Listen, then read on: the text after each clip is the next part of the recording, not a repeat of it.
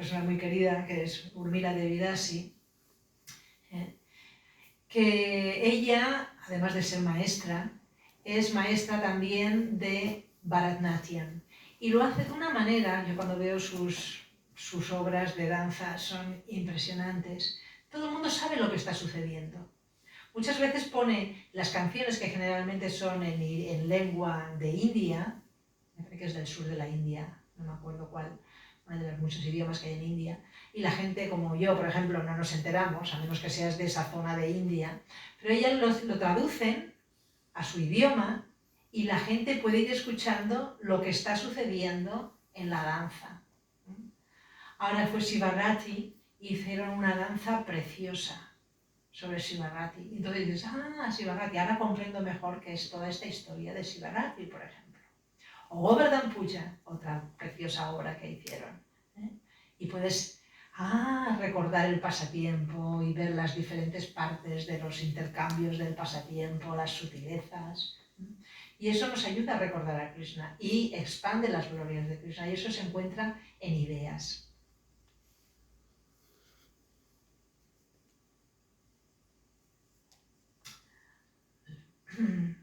Bien, ideas es un campo que se trabaja con el intelecto en ideas.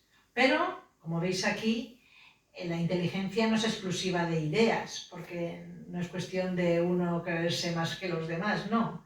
Inteligencia es necesaria en cualquier campo. Ideas no es la exclusiva, no tiene la exclusiva de la inteligencia. No todos los intelectuales son de ideas, ¿no? Hay gente intelectual, inteligente, que trabaja en los diferentes campos. Cualquier campo hace falta inteligencia, en cualquiera de los campos.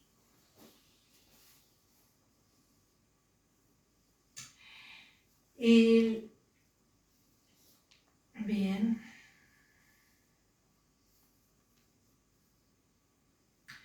Aunque también no es que todas las personas que forman parte de este campo de las ideas, no todos ellos son intelectuales. La mayoría sí lo son. Pero hay algunos que nos encanta jugar con las ideas, por ejemplo, ¿no?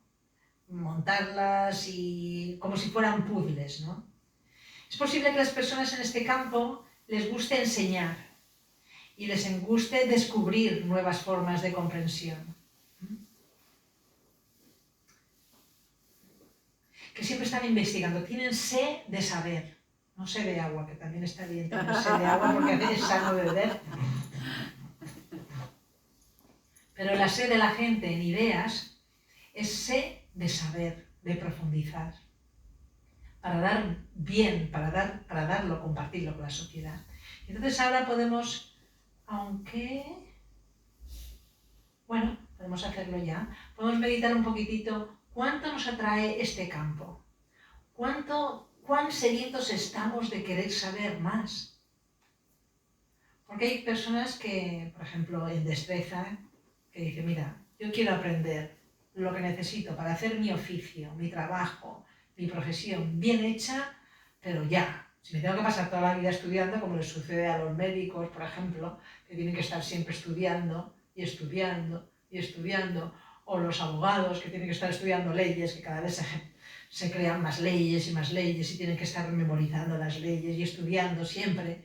Y eso les gusta a la gente en ideas, es su vida, profundizar y expandir el conocimiento. Pero en otros campos no nos gustará a lo mejor. Entonces, ¿cuánto nos satisface este campo? ¿Estamos sedientos por saber o solamente un poquito? ¿Cuánto tiempo pasaríamos estudiando un libro?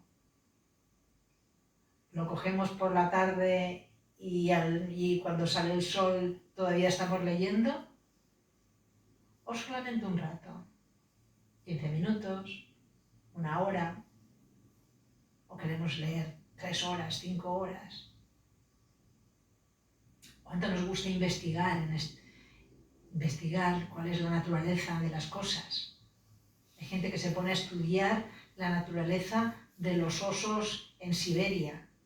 Y uno puede decir, ¿pero para qué quieres estudiar eso? ¿No? Pero tiene su función. Los que están en ese campo saben que tiene todo.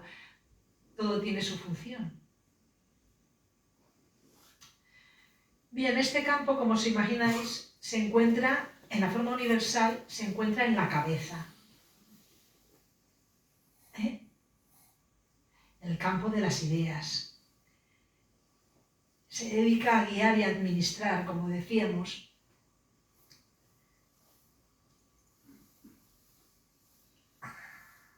A guiar sin administrar, perdón, ese es otro campo, los que administran. Guían, pero sin dar tantas pautas. Te dan la clave de las cosas y te ayudan a encontrar lo que necesitas. No hemos hecho las preguntas del...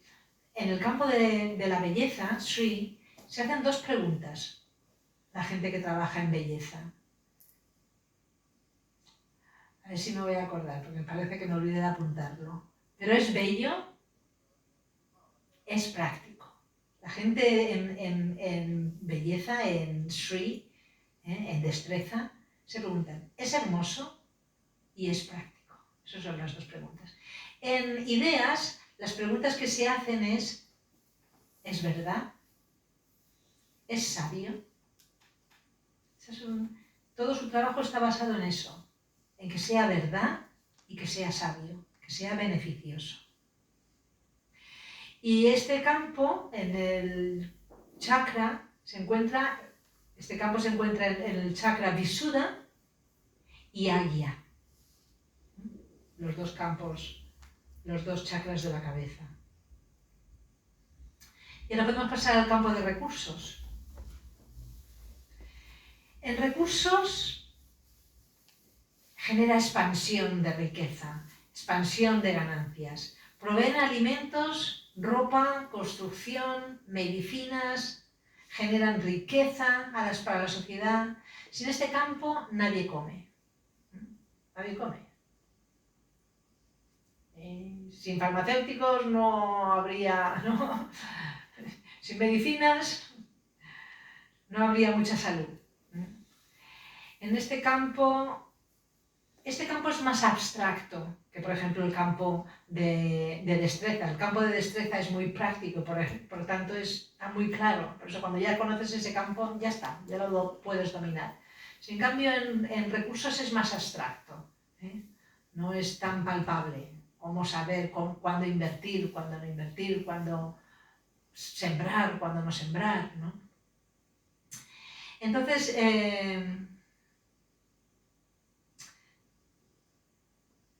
este campo, sí, como decía, hay más abstracción que en destreza y... Perdón. Los conceptos de un empresario ideal en este campo varían considerablemente de una cultura a otra. Por eso es más abstracto. E incluso dentro de una misma cultura, la forma de valorar si el trabajo va a tener éxito o no es más abstracto. Por ejemplo, si una persona de Suecia se va a Japón y quiere organizar su empresa basándose en la ecuanimidad de que todos, saber la opinión de todo su equipo de trabajo, le dirán, pero ¿qué haces? Eres un blandengue, ¿qué haces aquí preguntando? ¿No? En Japón, por ejemplo, son muy prácticos y hay jerarquía. Sin embargo, en Suecia no existe la jerarquía a nivel de trabajo en grupo, existe la cooperación, el trabajo en equipo.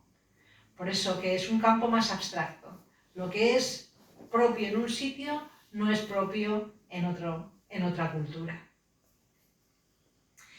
En recursos, la sé que se tiene es una sé por iniciar proyectos, por administrar negocios. Y esto, como decía en un principio, que no lo hemos hecho con los otros dos, pero eso se puede ver ya en la niñez.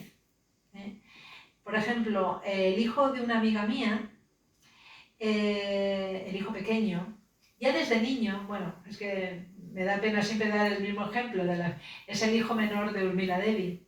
Es que ella es experta en ver eso, en la naturaleza, eso lo ha visto siempre en su familia, la naturaleza de cada individuo, eso se puede ver incluso desde los 3 años. Y su hijo, Keshava, ella era directora de la escuela que tenían en North Carolina, y junto con su marido, ¿no?, tenían la escuela, y empezaron a organizar programas los domingos por la tarde, y tenían, no había como hoy en día que todo el mundo tiene su ordenador o su pantalla y puedes ver lo que quieras, ¿no? Entonces no había mucho, era escaso quien tenía ¿cómo se llamaban entonces los vídeos? Estos aparatos que se metía una película y veías la película.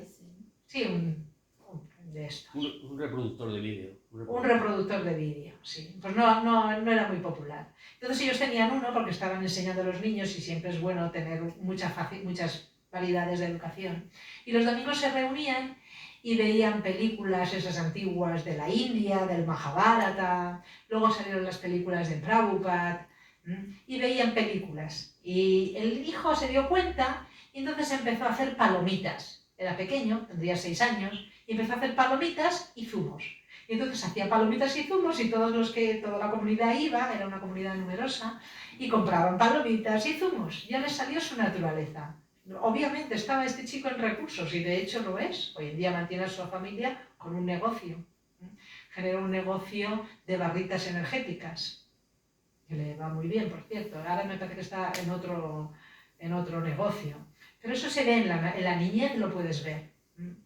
Luego, luego de solamente tener palomitas, pues empezó a incrementar y desarrolló pues una. Y cuando ya había salido de la universidad, le dijo a sus padres: he generado más economía de la que vosotros habéis gastado en mi educación. Y eso es una satisfacción para el niño y para los padres. Esa es la sed de la gente en este campo de recursos. Todos los campos son maravillosos y son necesarios. Simplemente por encontrar cuál es mi campo. Entonces podemos pensar un poquitito. ¿Cuánto nos gusta este campo? Como Keshava, que siempre estaba buscando una oportunidad para ir incrementando su servicio a la comunidad, porque era un servicio, todos se alegraban de que hubiera palomitas y zumos y luego no sé qué cosas más habría, ¿no? O nos gusta, sí, a todos los niños también les gusta poner una mesita y vender 4 cosas, pero a lo mejor solamente lo hacen el día de llamadas también y luego ya se olvidan, ¿no? Pero no, que Saba lo tenía ahí muy marcado, ¿no? ¿Hasta qué punto nos gusta eso? O se nos ponen las cosas viejas y dicen, pues voy a hacer un rastrillo y voy a vender mis cosas como cosas de segunda mano. Nos gusta mucho, no nos gusta nada, algunas veces, analizarlo un poquito, ¿no? Producir riqueza, generar riqueza, oportunidades de trabajo. ¿Cuánto nos gusta este campo? ¿Estaríamos siempre absortos en este campo o solamente algunas veces? O a lo mejor es un campo que a lo mejor no nos atrae.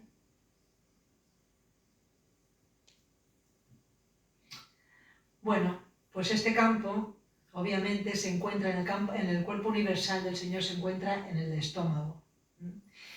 Y el chakra, la fuente de energía, es el chakra de Manipur, la vitalidad.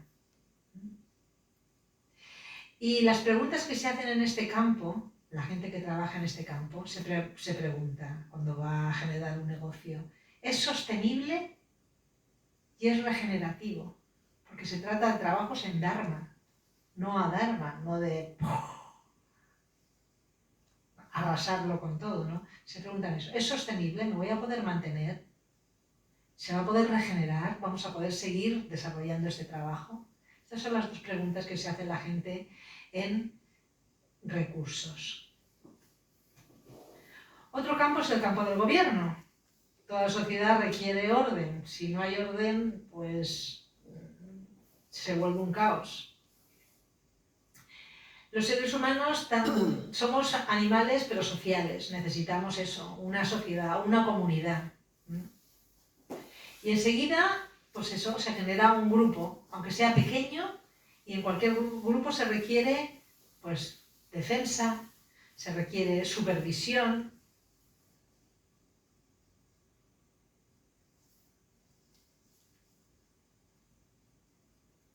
Y hay una diferencia entre la administración que se lleva a cabo al organizar una empresa que la administración que se necesita en una empresa mayor como es el gobierno. El trabajo, el campo de gobernar, de dirigir.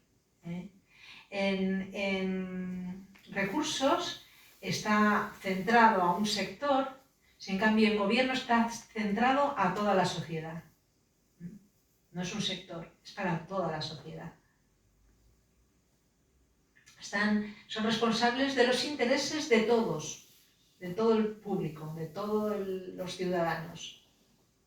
Sin embargo, en una empresa el interés se enfoca en los intereses de un pequeño grupo de personas. En el gobierno es fácil entender que este campo también es más abstracto que el campo de recursos. Porque, a ver, ¿qué política es la mejor? Hoy en día, ¿cuántos partidos políticos hay? ¿Cuál es el mejor? No es fácil. Es más abstracto. ¿Cuántas formas de diferentes gobiernos existen? Y bueno, los servicios que da el gobierno no se centra solamente en el armamento militar ¿no? Generan protección, por supuesto, contra amenazas internas o externas, crean un sostenimiento de reglas y orden, leyes, y proveen de servicios e infraestructura a gran escala, como las carreteras, el Ministerio de Carreteras, ¿no? Se genera que haya educación que todo el mundo tenga acceso a la educación, ¿no? Se genera un orden a gran escala para toda la sociedad. En este campo, como lo dicen también los autores del libro y como mi propia experiencia como madre, mi hijo mayor es bombero forestal. Y los bomberos se ponen como ejemplo de este campo de gobierno, que son capaces de sacrificar su vida por el bien de la sociedad, por el bien de la naturaleza. Cuando todo el mundo sale de un incendio, los bomberos se meten. Ahora en Valencia, por ejemplo, ha habido este incendio terrible, 2 edificios, era uno enorme, de 14 plantas, me creía que era 8, me corrigieron el otro día en Valencia, y de no, 8 no, 14 plantas, y se quemó en un abrir y cerrar de ojos, terrible. Y dos de los bomberos que estuvieron heridos contaron después que creían que ese era su final, porque se tuvieron que meter dentro del edificio. No sé qué tenían que hacer, lo intenté mirar, pero no sé si tendrían que desconectar cosas para que no hubiera un mal, el mal fue terrible, o para salvar a alguien, no sé qué tendrían que hacer. Tuvieron quemaduras, algunas un poco graves, pero han salido finalmente de su momento. Entonces los bomberos, cuando todo el mundo sale del edificio, ellos son los que están ahí, cuidando de que se apague y de proteger.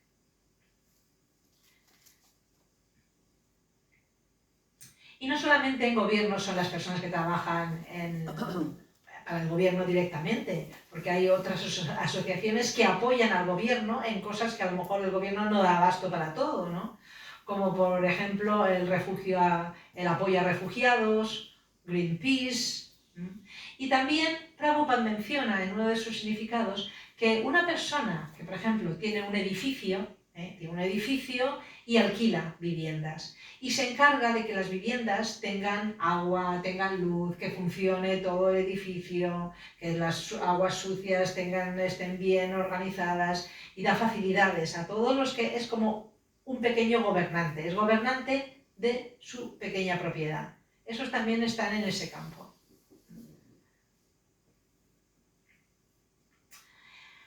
Los roles de liderazgo en el gobierno pueden parecer,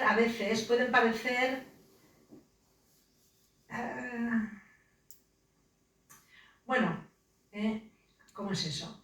Dentro de cada uno de los campos puede parecer que haya funciones del campo del gobierno, pero en realidad no es así. Hay un ejemplo, el de un líder.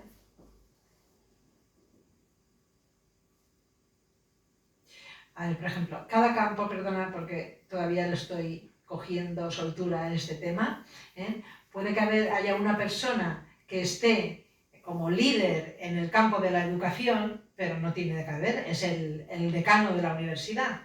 No está en el campo de gobierno, es un director, gobierna la universidad, dirige la universidad, administra la universidad, pero no está en el campo de gobierno. Y lo mismo con los otros campos. Un empresario está gobernando, está dirigiendo su empresa, pero no está en el campo de gobierno, es otro trabajo.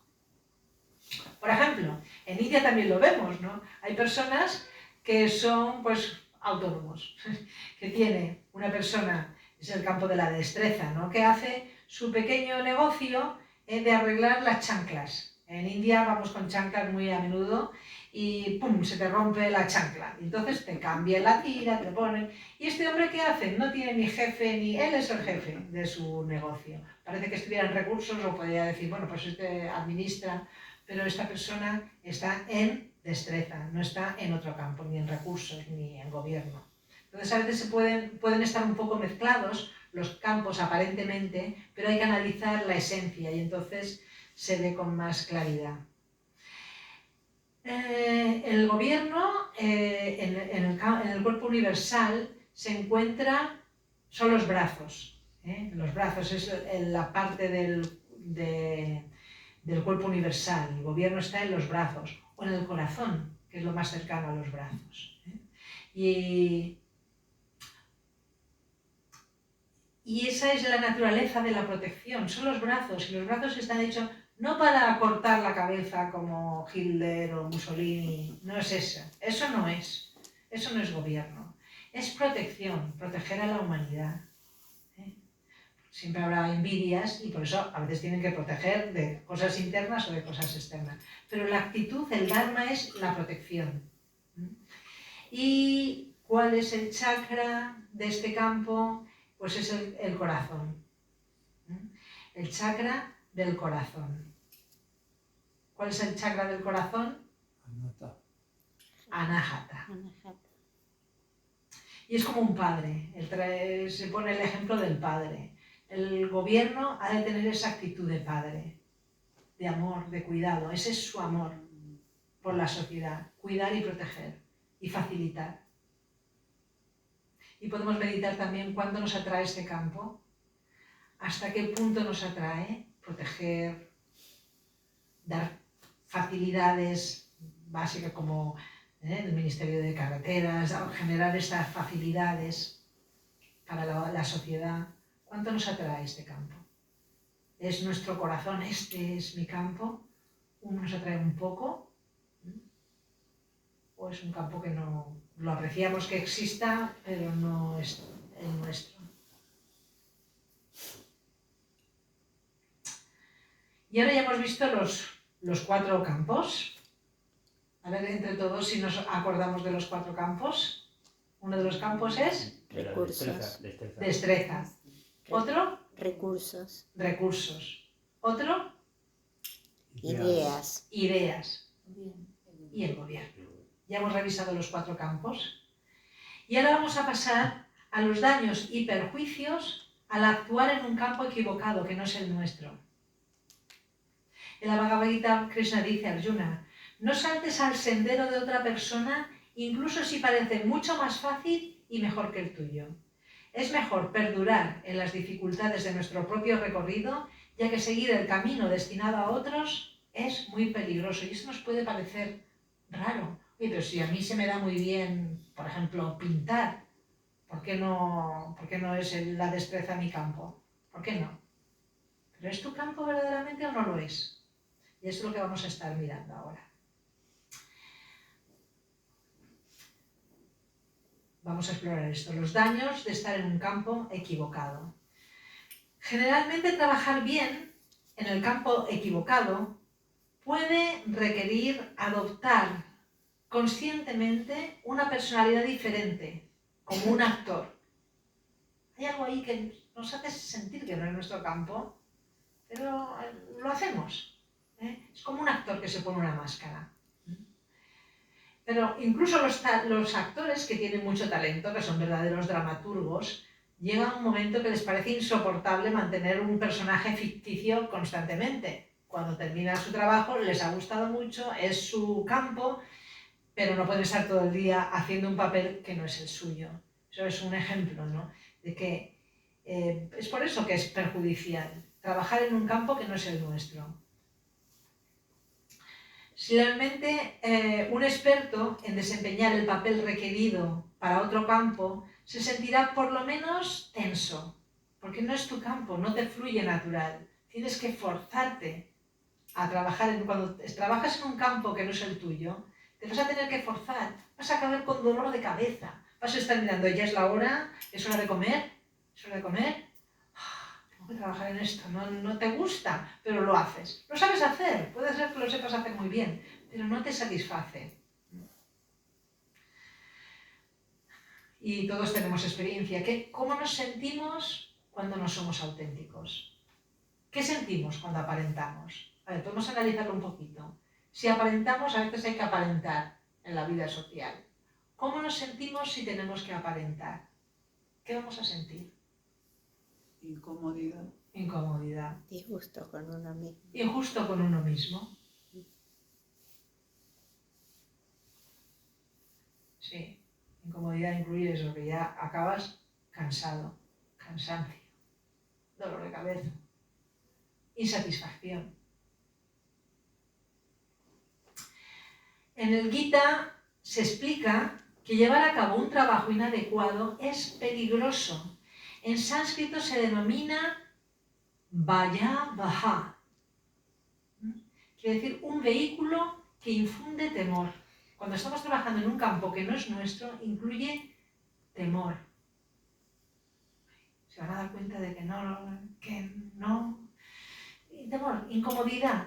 No hay soltura en ese trabajo. Por lo tanto, en vez de estar estar absortos, sintiéndonos satisfechos, vamos a estar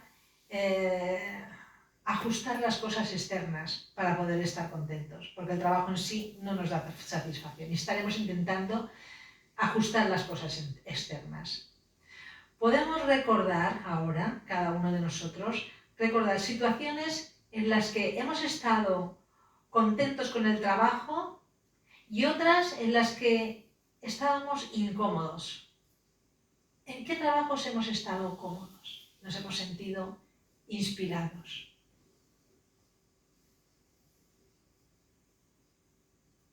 Me puedo compartir. Por ejemplo, a mí lo descubrí en una de las sesiones que daba Su Gracia Urmila Devidasi. Digo, wow. Porque lo típico, perdón, el paréntesis, ¿no? El nido vacío, cuando llegamos a los 50, un poco más, un poco menos, de repente los hijos se han casado, todo el mundo está en su sitio y llegas a sentir como un vacío. Y dices, bueno, ¿y ahora cuál es mi función? Porque si vives sola o con tu marido, una o dos personas, pues no es la ocupación de todas tus 24 horas del día. ¿Cuál es mi función?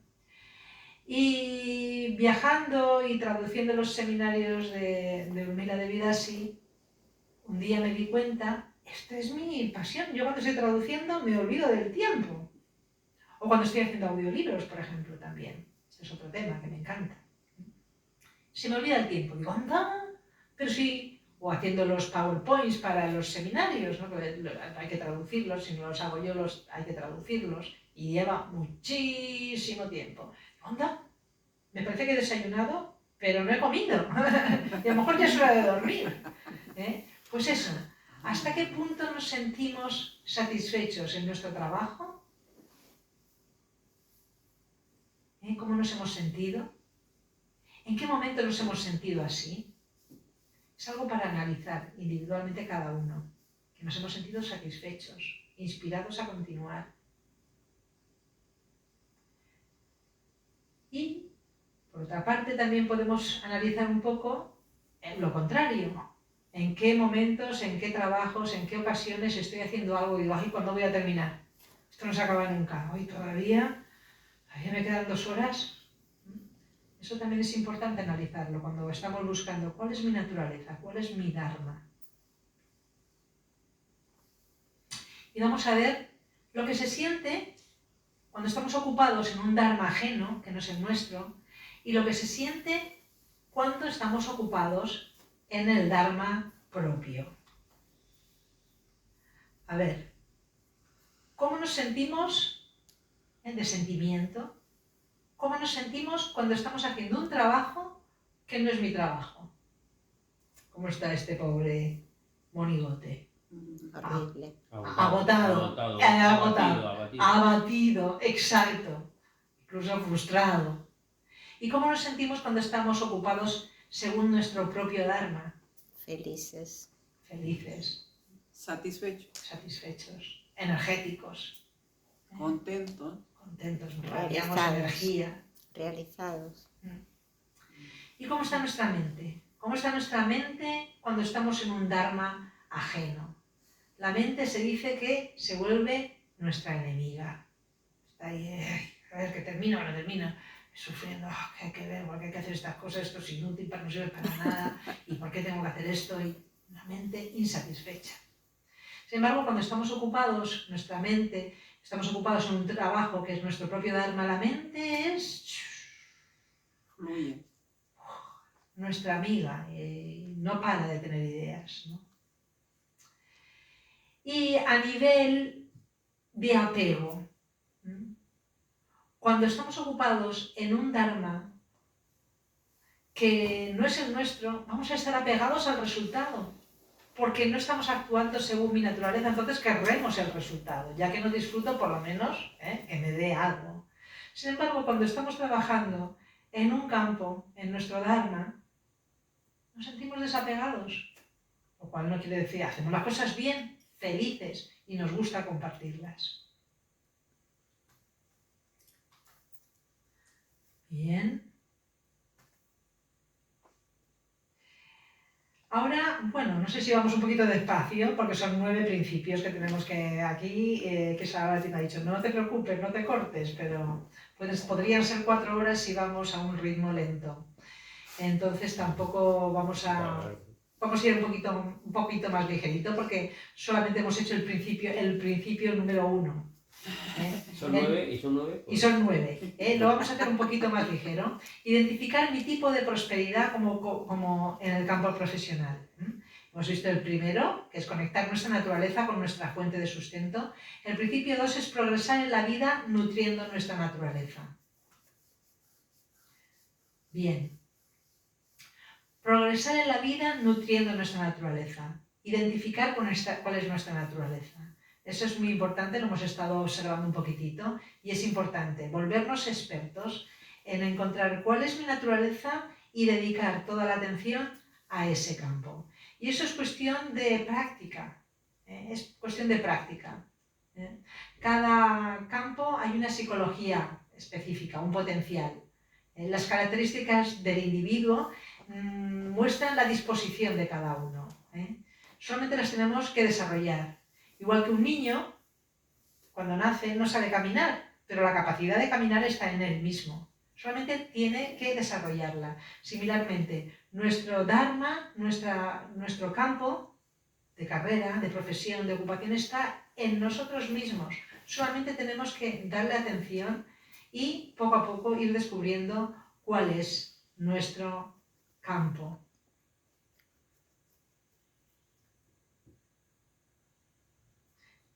A veces puede resultar un poco difícil, como por ejemplo la semilla de un limonero, pues entre la semilla del limonero y el limonero pues hay un grandísimo mar bueno, le queda mucho por desarrollarse, ¿no? Pero ahí está un poquito la esencia, y es cuestión de desarrollar una actitud analítica.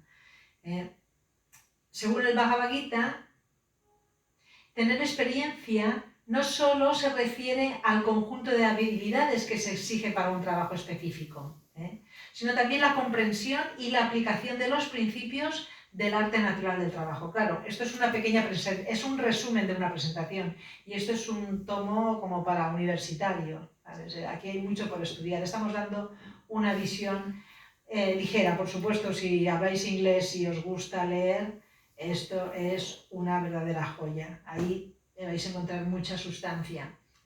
La experiencia muestra la meta o el ideal para los trabajadores en cada uno de los 4 campos.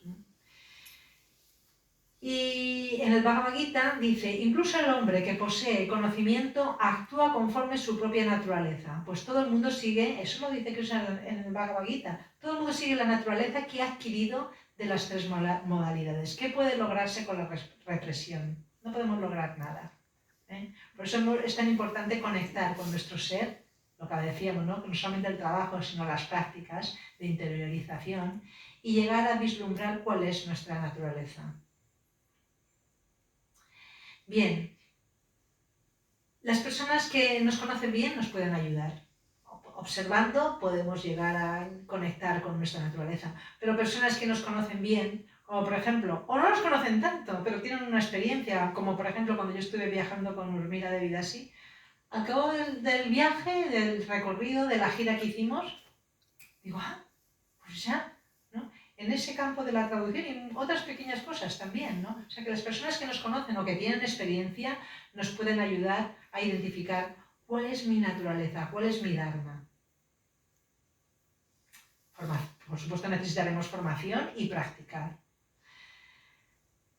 Y bien, estas son las diferentes etapas de la vida, en el desarrollo, cuando somos niños nos entrenamos, nos educamos, en la madurez damos los frutos de para lo que nos hemos preparado, luego en la etapa ya de retirados compartimos con otros, ayudamos, y luego la etapa de final de renunciación simplemente está destinada a prepararnos para soltar las riendas y continuar nuestro sendero. El principio 3. El principio 3 está relacionado con el objetivo número 2, que es encontrar satisfacción y relevancia en mi trabajo. El principio es extender nuestra prosperidad a los demás. Porque no por solamente tener la satisfacción de estar trabajando en mi dharma voy a sentirme satisfecho, pero cuando otros lo aprecian, eso da mucha satisfacción. Vamos a ver aquí las 6 clases de prosperidad, a qué campos están ligadas. Por ejemplo, Aishvarya.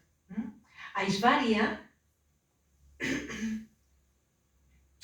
que implica liderazgo organizacional y generar riqueza, está ligada a los recursos, está muy asociada.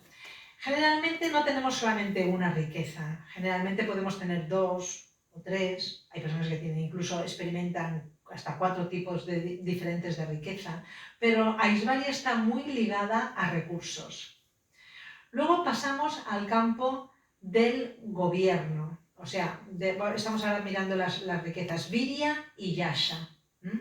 Yasha es fama, comunidad, gente que te admira por tu bien hacer. Y Virya es fuerza, poder, salud. Y estos ambos están ligados al gobierno. Virya y Yasha, fama y poder, salud. Luego Sri. Sri está ligada a la belleza, al dharma, a la destreza. Belleza, armonía, orden. Belleza, armonía y orden y destreza están muy íntimamente ligados. Y luego tenemos Jnana y Vairagya. Jnana, conocimiento, sabiduría, y Vairagya, ecuanimidad, libertad. Estas dos prosperidades están muy ligadas al campo de ideas. Bien, en la cultura de India en general, todo el mundo sabe que la caridad genera y atrae riqueza. Vaj quiere decir dividir, compartir. Por lo menos debemos ser capaces de compartir nuestra riqueza, nuestra prosperidad, nuestras habilidades con la familia. Si eres médico, pues vas a ayudar a tu familia, por lo menos a tu familia. Pero lo ideal es que un médico extienda su riqueza a la sociedad, que la dé, ¿no? A otros. O sea, compartir nuestra riqueza con otros, no solamente para uno mismo. Y un grado más sería, además de compartir con las personas allegadas o con la sociedad, sería dar caridad. Eso es parte de nuestras ganancias. que no tiene, puede ser economía, eso en India la gente es que es increíble, en India eso es está muy arraigada a la cultura, comprende muy bien lo que es el karma, el que da, recibe, pero no tiene por qué, puede ser, porque todas las personas que organizan un proyecto lo aprecian, apoyar económicamente, pero puede ser pues limpiando, puede ser organizando, puede ser algún aspecto de lo que se lleva a cabo, o puede ser por internet, anunciar los programas, ayudar, compartir. Si eres de ideas, pues a lo mejor ayudas organizando un programa de estudios. Si eres del campo del gobierno, pues administrando, asegurándote de que todas las facilidades que se van a necesitar para esos eventos van a estar ahí, que va a haber electricidad, que va a haber facilidades. Si eres de destreza, pues tantas actividades que se pueden hacer para apoyar, ¿no? ¿Cuál es tu dharma? Lo das, lo compartes con tu familia, lo ofreces a la humanidad y si puedes, gratuitamente, altruistamente, parte de tus habilidades las compartes para apoyar a otros. Los resultados de una investigación que se hizo acerca de esto, de la caridad, o de compartir o de dar altruistamente, ya sea economía o habilidades, es que los resultados revelaron que entre 136 países, unos 120 que aportaban donaciones benéficas mostraban un mayor nivel de satisfacción en sus propias vidas que los que no aportaban. Y no solamente eso, sino que el efecto de la caridad en el grado de satisfacción en la vida no fue algo pasajero ni trivial, sino que tuvo el mismo efecto que duplicar los ingresos familiares de las personas que son propensas a dar. Ya decimos que no solamente tiene que ser economía, puede ser habilidades. Bien, vamos a mirar un poquitito, de nuevo, tipo de prosperidad, la definición y ejemplos de cómo dar esa clase de prosperidad en calidad. Aishvarya, liderazgo organizacional, lujo, organizar festivales para la comunidad o participar en la revisión civil que supervisa la policía, ¿no? De una procesión o también las procesiones, participar ahí, la gente de Aishvarya, ¿no? Organiza, ¿no? En Harinam siempre hay alguien que dice, a ver, en 2 líneas, ¿no? Pues, dar eso, tienes Aishvarya, pues das. Jnana, conocimiento, sabiduría. Ofrecer servicio de tutoría a niños, ayudarles con los ejercicios de matemáticas o de lengua, o investigar cómo generar un impacto positivo en nuestra comunidad. Virya, fuerza, poder. Ofrecerse como voluntario para prepararse para ofrecer auxilios en casos de catástrofes, como mi hijo. Vino a visitarme y íbamos en el coche y de repente vio una humareda tremenda y era un coche que se estaba incendiando. Inmediatamente se paró y mi nuera, Premavati, y yo dijimos, no, nada, no te pares, teníamos miedo de que explotara el coche, pero era el bombero y se paró, no, hay que pararse a ver qué pasa. Y nosotros no teníamos mucho miedo, pero no, él ahí, ¿no? Pues eso, tienes esa prosperidad, esa riqueza, pues la das. Sí, belleza. Todo esto es un análisis para ayudarnos a nosotros mismos a ir identificando nuestra función. Pues pintar murales gratuitos, como por ejemplo la hermana de Raya Lila vino a la finca y pintó unos murales preciosos en el patio del templo, ¿no?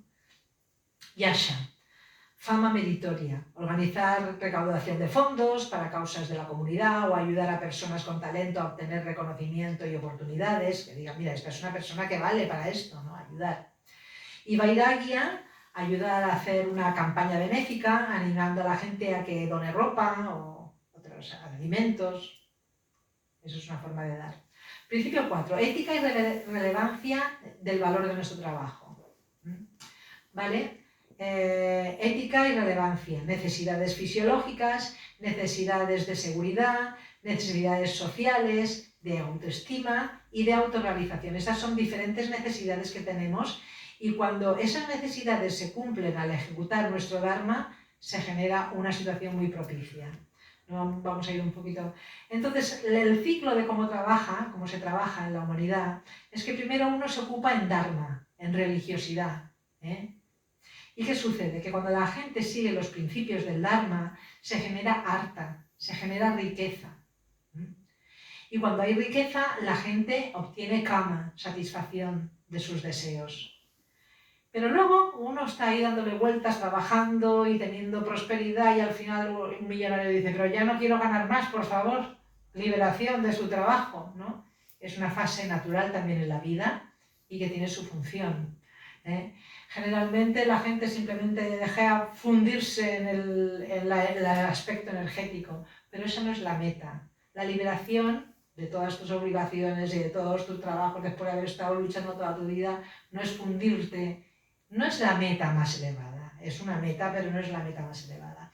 La meta en sí, que es el principio y el fin, es prema. Llegar a obtener prema, amor. Eso es lo que buscamos todos. Y ese debe ser el ímpetu por el cual estemos impulsados a trabajar y a ofrecer nuestro trabajo a la humanidad. Funciones de los campos y cruces. Esta es una parte importante, Ya hemos hablado de que es importante trabajar según nuestro trabajo. Vamos a mirarlo rapidito, aunque es una parte muy interesante. Y solamente en esto, este curso está diseñado para 2 horas, que por cierto, en Radhadesh le han pedido a Urmila Devi Dasi que haga un seminario profundo, ella lo dio más profundo que aquí, me parece que fueron 2 días, de 6 semanas. Están desarrollando un curso de Dharma del trabajo de 6 semanas. Porque en Radhadesh quieren implementar este sistema en la organización de su comunidad. En un banco, que ahora no recuerdo cuál es, le pidieron también que hicieran esta presentación, no sé si había alguna persona conocida del banco y la cuestión es que hicieron la presentación y también han pedido un estudio profundo de este sistema para implementarlo en su compañía, en su empresa, en su banco. O sea, es muy interesante. ¿Qué sucede cuando se cruza el gobierno y recursos? Pues una persona de gobierno que se pone a trabajar en recursos le va a parecer, porque su naturaleza es otra, ¿no? Le va a parecer qué interesados son estos de recursos, ¿no? Tanto, y no va a florecer un negocio en manos de una persona que como naturaleza tiene facilitar, dar, ¿no? Los de recursos piensan que los de gobierno son unos despilfarradores. ¿Para qué gastan tanto dinero? ¿Por qué no en generar riqueza en vez de dar tanto, ¿no? Y una persona de recursos que se mete en el gobierno, pues eso lo vi muy clarísimo en Guadalajara. En una ocasión, una persona que era un fabricante de farolas, pues ganó las elecciones, estaría metido en la política también, me imagino, y fue el alcalde. ¿Y qué sucedió en Guadalajara? Os podéis imaginar cuando una persona que es de recursos, que tiene una empresa de farolas, ¿qué pasó en Guadalajara? Y se iluminaron todos. Sí, cambiaron todas las farolas de Guadalajara. ¡Hala! Esas ya no sirven, que funcionaban perfectamente, ya no sirven, y pusieron un montón de farolas, porque dicen, ¡wow! Esto es para una autopista, ¿no? Eso es lo que sucede. Estoy poniendo el ejemplo, a lo mejor lo saqué un poco, pero no, porque las farolas ahí siguen todavía, ¿no? Y no era necesaria porque las anteriores funcionaban perfectísimamente. Y a lo mejor, bueno. En fin, esto es lo que sucede. Cuando una persona de un campo trabaja en un campo que no es el suyo, se crea una rasa basa, se dice en sánscrito, y perjudica en vez de beneficiar. Bueno, iremos un poquito rápido. ¿Qué sucede cuando se cruza el gobierno con ideas? Cuando una persona de gobierno se mete en ideas, pues ¿qué pasa? Que empieza a estructurarlo todo. A ver si está mejor explicado aquí. Los que trabajan en ideas, a menudo les parece muy poco práctico para los del gobierno. ¿Para qué tienen que investigar tanto? ¿Para qué tienen que investigar tanto? Porque no toman decisiones rápidas estos de ideas. Siempre están analizando. Y esto es lo que nos sucede en nuestra sociedad incluso. Personas que son de ideas están metidas en organizar, en gobernar. Y entonces cuando hay cosas que necesitan acción inmediata, como hay un abuso o algo que no es correcto, pues si es la persona que lleva, organiza, administra, es de ideas, son desapegados y son compasivos. Y van a estar intentando dar oportunidades y analizar, no, es que a lo mejor vamos a analizarlo y analizarlo y analizarlo, pero si hay un abuso se tiene que o llamar a la policía o tomar una resolución ya inmediata. Lo analizas un poco para asegurarte de que no te estás equivocando, pero no te pasas 20 años analizando un caso. Eso es lo que pasa cuando los de ideas se meten en gobierno. Y cuando los de gobierno se meten en ideas, pues todo lo contrario. No analizan y toman decisiones demasiado rápidas. ¿Qué sucede cuando gobierno y destreza se mezclan? El gobierno tiene la tendencia a expandir, ¿no? Dar muchas facilidades, carreteras y demás facilidades. Mientras que las personas de gobierno y destreza se centran en cosas externas. Bueno, vamos a pasar a otro, porque si no... ¿Qué pasa cuando se cruzan ideas y destreza? Si las personas de ideas se meten en destreza lo externo es muy importante, la belleza es muy importante, pero sin embargo en ideas es interior, no le van a dar importancia a eso. No le van a dar importancia, se va a volver seco. Son muy desapegados los de ideas. Si se meten en el campo de destreza, se va a perder la belleza, incluso la funcionabilidad. Me había acordado de un ejemplo. Se me ha pasado. Entonces, cruzo de ideas y recursos. Si la gente de ideas se mete en recursos, ¿qué va a suceder? El trabajo de ideas es muy teórico para la gente de recursos. Y no les parece bien a la gente de recursos que estén tanto tiempo investigando las cosas. El campo de recursos funciona idealmente con un sistema muy práctico de ética. ¿Qué sucede? Esto es interesante. Cuando la gente de recursos se mete en destreza, pues lo van a automatizar todo. Porque dice, ¿por qué has de estar ahí tantas horas para hacer una olla? Vamos a hacer una fábrica de ollas y ya está, ¿no? Entonces se pierde la belleza, se pierde el arte. Y al revés, cuando la gente de arte se mete en recursos, pues van a tardar mucho tiempo y no va a fracasar el negocio. Porque en recursos la dinámica es muy diferente. Pasamos al principio 5, deleitarse en apreciar nuestra propia prosperidad. Los 6 tipos de riquezas son regalos que nos ofrece la naturaleza y los tenemos que valorar. Porque si no los valoramos, pues no nos van. Igual que si le damos un libro a nuestros hijos y no lo valoran, pues no seguiremos dándoles libros si los tiran a la basura, por ejemplo.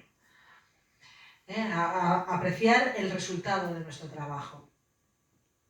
Hemos de cuidar también nuestra salud mental, nuestra salud física.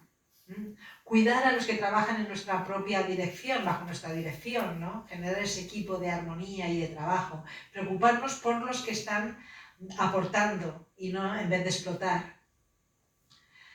Debemos aprender con nuestro trabajo que no sea una explotación ni siquiera tampoco ni a la gente ni a la naturaleza. Asegurarnos de que el aire, el agua, la tierra, todo nuestro entorno se regenera.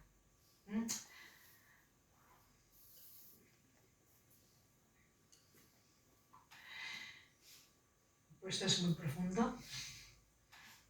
Son las 5, ¿a qué hora tenéis el siguiente programa? Una cosa importante es el ciclo de la naturaleza. En la naturaleza hay un ciclo. Toda la naturaleza da y recibe. Da y recibe. O recibe y da. Recibe y da, ¿no? El agua, el sol, las montañas, los ríos, la tierra. Es un ciclo, los animales. Uno es comida para otros, es un ciclo natural, no hay que hacer ningún esfuerzo si no lo trastocamos. Ahora nosotros sí que tenemos que hacer un esfuerzo. Tenemos que hacer un esfuerzo de no solamente producir, sino dar. Ese es un esfuerzo que tenemos que dar. Es el chakra, el ciclo. Krishna le dice a Arjuna, mi querida Arjuna, aquel que en la vida humana no sigue el ciclo de sacrificios establecidos por los Vedas, lleva una vida llena de pecado. Esa persona vive en vano, porque solo vive para la satisfacción de sus propios sentidos.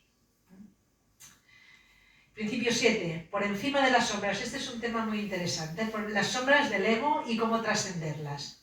Estamos familiarizados con las 3 gunas, tamas, sattva y rayas. Tamas genera facilidad, comodidad, placeres sensuales, simples, son propensos al sueño, miedo, falsedad, cubre, ¿no? Se explica, y sattva, realización interior, armonía, equilibrio, facilita conciencia espiritual, y rayas, ambición, deseos y apegos dominantes, logros externos, y se comparan a cortinas, como por ejemplo una ventana. Estas ventanas no tienen cortina, sería como una ventana en sattva. Si en una cortina pones una cortina de estas muy oscuras, como cuando en un dormitorio para poder dormir, pues eso es comparado a tamas, oscuridad. No ves qué hay al otro lado de la ventana. Sin embargo, una ventana con unos visillos es como rayas. La luz te entra y a lo mejor puedes vislumbrar algo detrás de las cortinas, al otro lado de la ventana. Y sattva es una ventana sin cortinas, como la de aquí. Sin cortinas. Puedes ver perfectamente lo que hay afuera. Ahora, sin embargo, está el marco de la ventana. Puedes ver lo que hay afuera, pero no todo. Hay un marco, una limitación. En tamas la gente no le importa si contamina su trabajo, si está ensuciando el río, ni su propia vida. En rayas presiona y fuerza el río de la vida, o es un esfuerzo y una presión y generalmente explotación. Y en sattva la gente se sumerge y flota en el río de la vida, ¿no? Por encima de las sombras, sin embargo, por encima de las sombras de las 3 modalidades están la conexión con la divinidad, los juegos, la naturalidad, como en los mundos espiritual, que los niños juegan con Krishna y Balaram. Conectar con la divinidad, eso es estar por encima de las sombras. No es mejor ni sattva, ni rayas, ni tamas, aunque sattva ayuda un poco, pero si una persona se cree, ay, yo soy una persona muy pura, soy una persona que muy dada a los demás, yo tengo un estante lleno de ángeles y lleno de santos, y a mí no me gusta competir, yo soy muy ecuánime con todos. Sattva es una contaminación, mejor que otras, pero también es una contaminación. En rayas, mi estatua va a estar en la plaza del ayuntamiento, estoy generando gran riqueza para la sociedad y para la humanidad, me van a reconocer por mi trabajo, porque yo trabajo muy justo para todo el mundo y genero mucha... también otra cobertura. Y en tamas, yo soy muy buena persona, no soy ambicioso, yo me preocupo de mi familia, me preocupo de mi casa. Son todo coberturas. Y la cuestión es salir de la oscuridad. Más allá de las sombras del ego. En tamas, ¿cómo aquí se habla?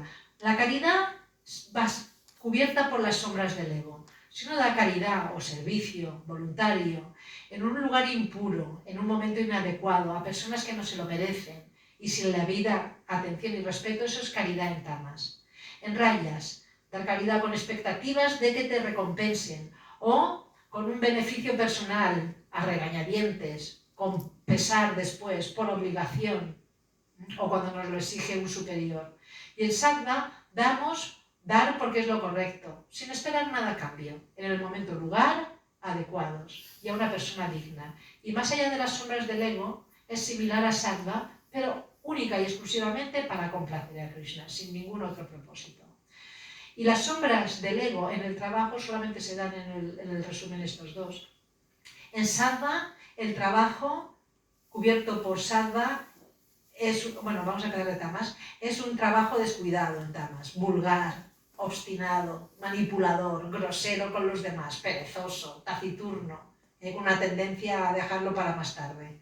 En rayas, apegado, deseoso a obtener los resultados del trabajo, habitualmente envidioso y agresivo con los demás, impuro, constantemente zarandeado por la alegría y por la tristeza, ¿no?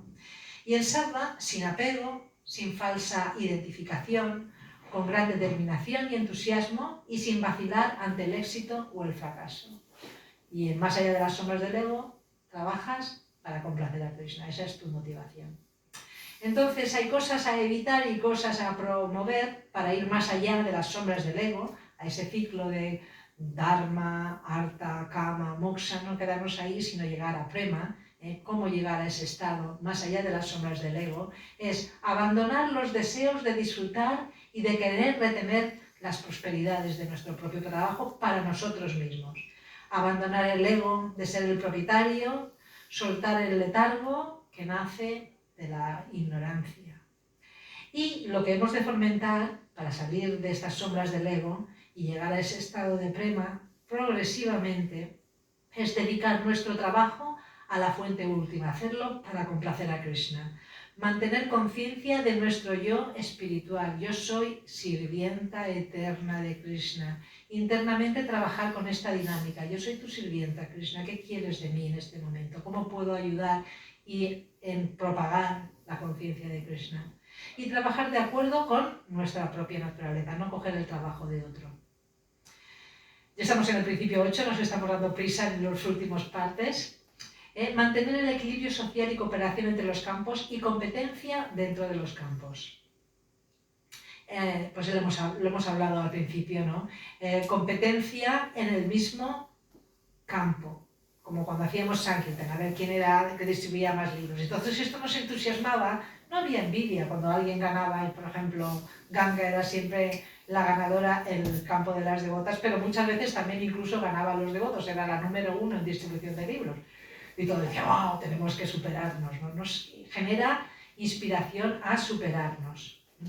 O sea, competición dentro del mismo campo. Y competición en el campo, en el mismo, y cooperación entre diferentes campos. No vamos a profundizar mucho.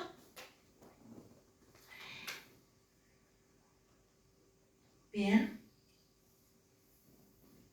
En recursos, en gobierno, podríamos meternos más, pero ya son casi las 5:30, creo que es hora de ir terminando y cerrando, pero hay un análisis, ¿no?, de la competición y de la cooperación entre los diferentes campos, en todos, de recursos, gobierno, en ideas, y falta uno, gobierno, recursos, ideas y destreza.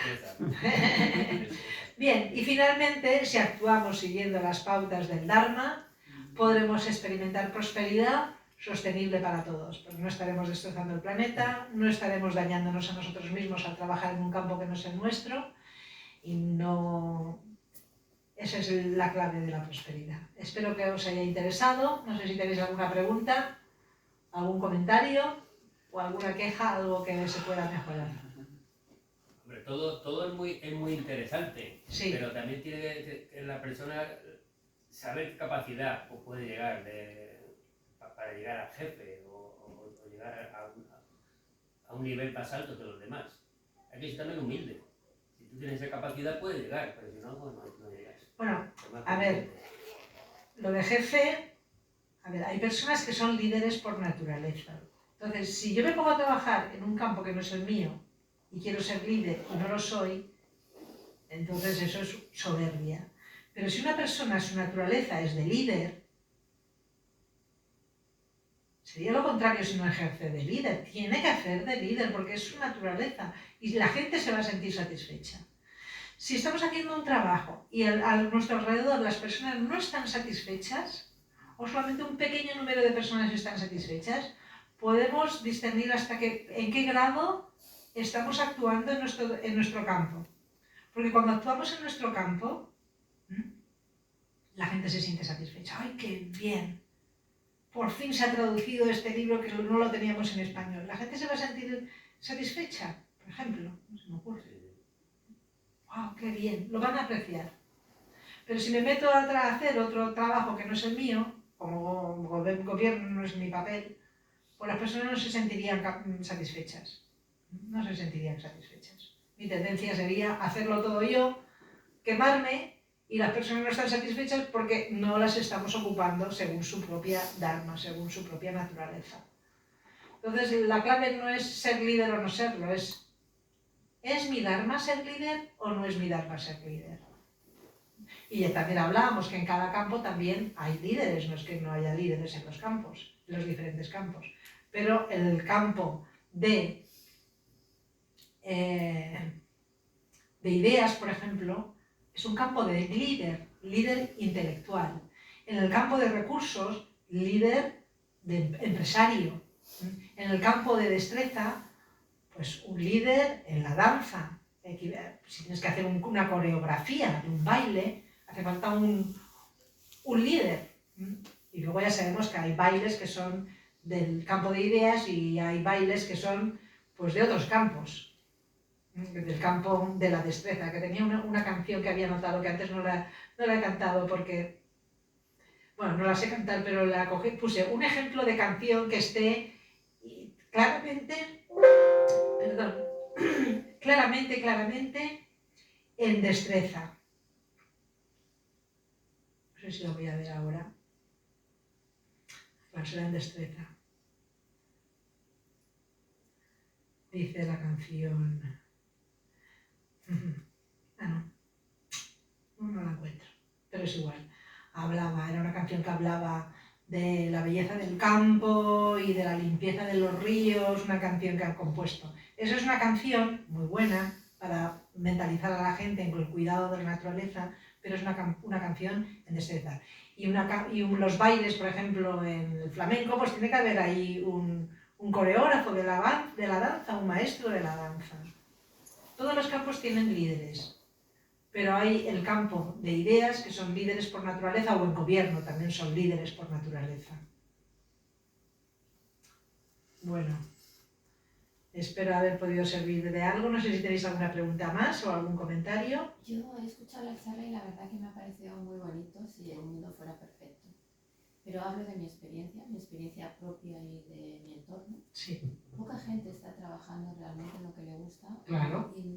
Pero no les veo también con la oportunidad de elegirlo, ¿sabes? O sea, yo te escucho y, joder, sería el mundo perfecto si fuera como tú lo has descrito.